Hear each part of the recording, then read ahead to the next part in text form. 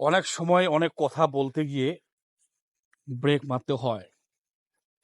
সেটা ব্রেক মারতে হয় কি কারণে? সামাজিক অবস্থানের কারণে। আর সামাজিক অবস্থানগুলো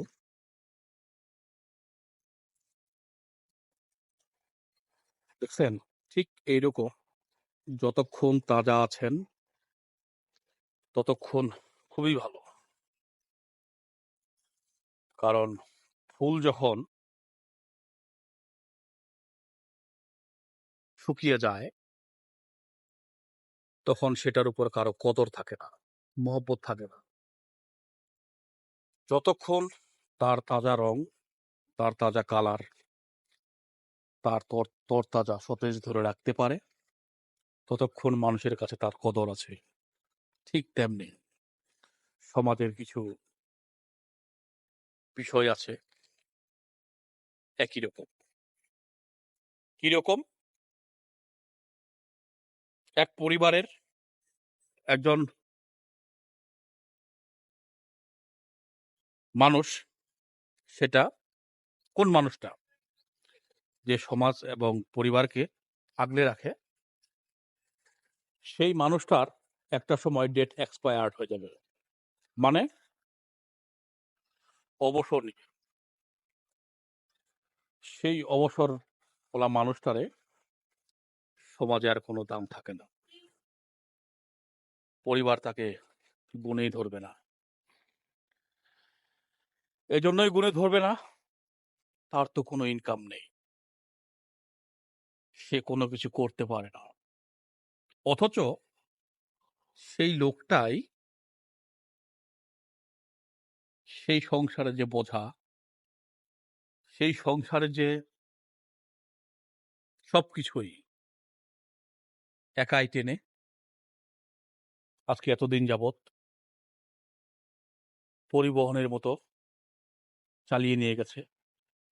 আজকে তার মূল্য নেই। আমরা সেই রকম সমাজে বসবাস করতেছি। কারণ সমাজ আজ অনেক নোংরা জায়গায় চলে গেছে। জায়গায় চলে গেছে নোংরা জায়গায় চলে গেছে আজকে সমাজ ব্যবস্থা। সমাজের কিছু মানুষের জন্য, কিছু পরিবারের জন্য আজ বৃদ্ধ বাবা মারা মূল্যায়ন পায় না। কারণ এই সমাজের ট্র্যাডিশন, তারা সমাজের অনেক ক্ষতিকর বস্তু হয়ে থাকে যখন বয়স হয়ে যায় মানুষের এই সমাজে।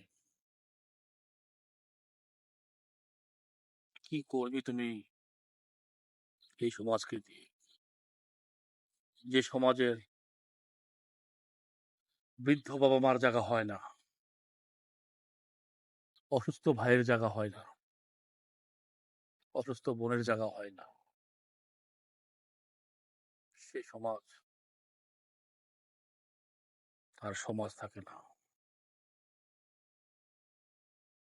সেটা হয়ে যায় বাজারের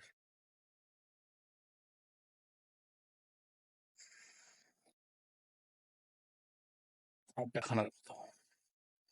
দুঃখ আমার ভাল লাগে না, এরকমই কিছু বিষয়।